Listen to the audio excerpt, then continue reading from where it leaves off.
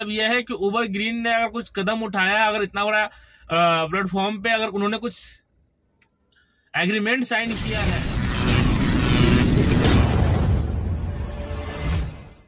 Hello दोस्तों, नमस्कार, कैसे हैं? आई होप अच्छे होंगे, स्वस्थ होंगे, मस्त होंगे। दोस्तों, आप देख रहे हैं एटी ब्लॉग। सो गाइस, मेरा नाम मदन, मैं अपने यूट्यूब चैनल में आपका स्वागत करता हूं तहे दिल से। सो गाइस, आज के बारे में डिटेल पे बात करेंगे, वो है उबर इलेक्ट्रॉनिक के बारे में। तो आपसे रिक्वेस्ट है कि आप चैनल में पहली बार आए हैं तो सब्सक्राइब करें, बेल आइकन प्रेस कर दें और उन भाइयों के पास भेजें जो इस लाइन में आना चाहता है, ताकि उनको हकीकत क्या है इस बारे में पता लगे गाइस। तो सो गाइस, आगे बात करने वाले हैं अपना उबर इलेक्ट्रॉनिक के बारे में। उसका रीजन क्या है और कंपनी ने क्या मैंडेट सेट किया है, उस पर डिटेल्स में बात करेंगे। तो सो गाइस, अभी मैं बता दूं आपको कि उबर ने, आपने देखा होगा हाल ही के कुछ महीने पहले फरवरी या मार्च के आसपास में उन्होंने एक टाटा से उन्होंने एक साइन किया था एग्रीमेंट कि भाई हम आपके साथ उबर का जो इलेक्ट्रॉनिक कार है, ईवी जो है, चार्जिंग सिस्टम वाली जो आई है नई उबर ग्रीन करके, उस कार पे उन्होंने 25,000 का एक टारगेट दिया था। बट उसका एक अलग ही मैंडेट है। जैसे कि आपने ये देखा होगा, मैंने जो अभी मेरे पास प्रूफ है, ये देख सकते हैं आप। उबर का मिशन है कि 2040 तक उबर पूरे प्लेटफॉर्म को उबर ग्रीन के रूप में बदलने वाला है। क्यों बदलने वाला है वो तो आने वाला तय बताएगा, क्योंकि उबर का ऐसा मानना है कि गवर्नमेंट की तरफ से, जो सेंट्रल गवर्नमेंट की तरफ से जो चीजें रखी गई है, मतलब देश को विकसित की दिशा में काम करने के लिए, प्राथमिकता देने के लिए, तो उस दिशा में उबर का मानना है कि ओला फेलियर हो चुका है और उबर इस मामले में बहुत कुछ करने जा रहा है।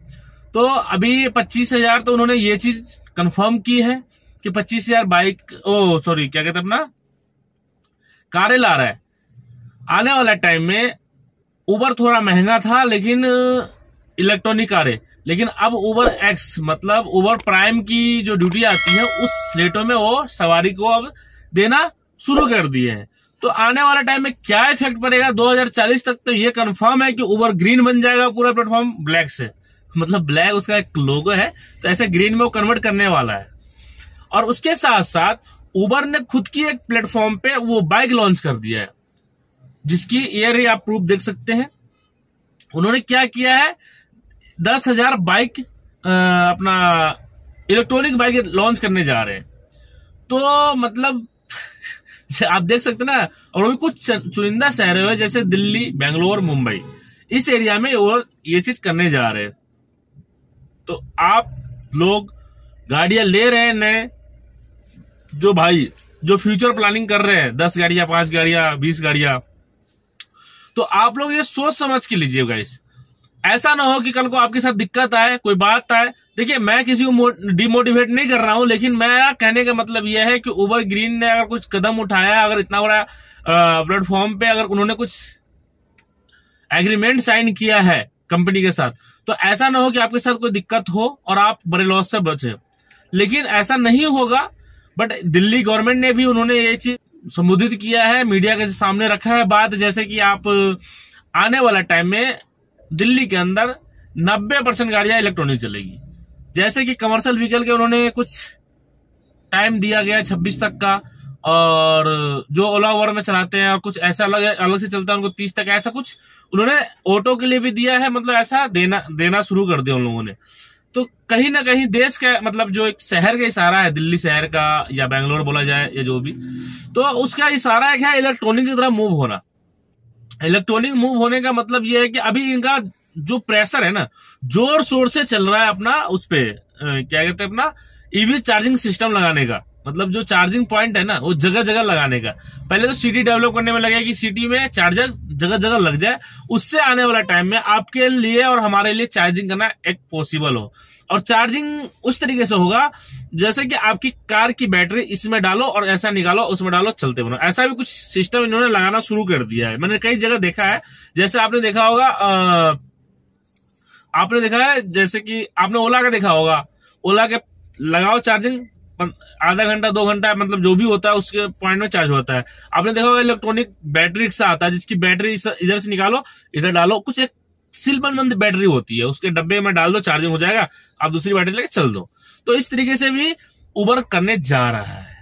तो कहीं ना कहीं उबर का एक चैलेंज है उसमें, क्योंकि सबसे पहले तो उबर ग्रीन महंगा बहुत ज्यादा था।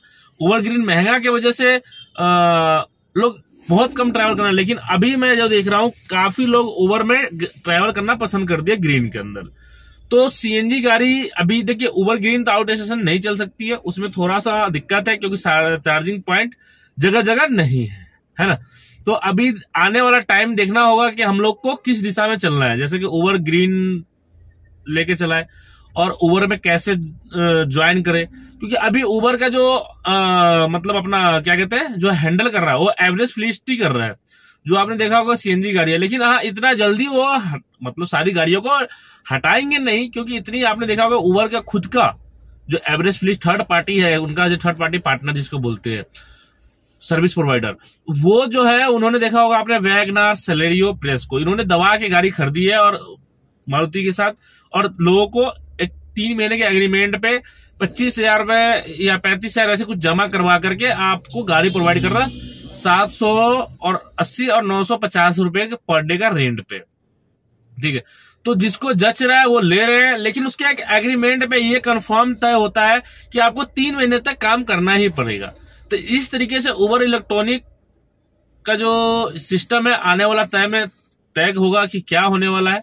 लेकिन हाँ, ये चीज कंफर्म है कि उबर ग्रीन आपने देखा रोडों पर आना शुरू हो गया जून में उन्होंने लॉन्च कर दिया, जून 1 महीना से ऊपर हो गया है और लोगों ने इस्तेमाल करना शुरू कर दिया। बट वही है ना कि कस्टमर का फीडबैक अब आना शुरू होगा, तो उस पे उबर का जो उबर इंडिया का जो वो है मतलब परमिंदर सिंह जो है फाउंडर, तो वो आगे उस पर तय करेंगे क्या होगा बिजनेस, क्योंकि उनका फीडबैक भी कई बार मैंने देखा है कई जगह सोशल साइट पे, तो ऐसा है। लेकिन सबसे बड़ी बात यह है कि अब हम ड्राइवरों भाइयों को सभी को सोच समझ के गाड़ियां निकालने हैं अगर काम करना है तो। बाकी आने वाला टाइम में पता लगेगा उबर ग्रीन क्या करता है, उबर ग्रीन के साथ क्या होगा, वो आप लोग के सामने मीडिया के जरिए बहुत जल्दी आने वाला है। तो सो गाइस, इसमें टाटा ने हाथ बढ़ाया है, तो जाहिर सी चीज है कि आपने देखा होगा टाटा इतना जल्दी किसी में हाथ नहीं बढ़ाता जितना जब तक उनको बिजनेस समझ नहीं आती है। ऑलरेडी टाटा का जो आपने देखा होगा मोबाइल इलेक्ट्रॉनिक जो चल रहा है वो बुल्लू स्मार्ट करके जो कंपनी है उनके साथ भी उन्होंने टाई अप कर रखा है और उस पर बिजनेस कर रहे हैं। लेकिन अब देखने वाली बात ये होगी कि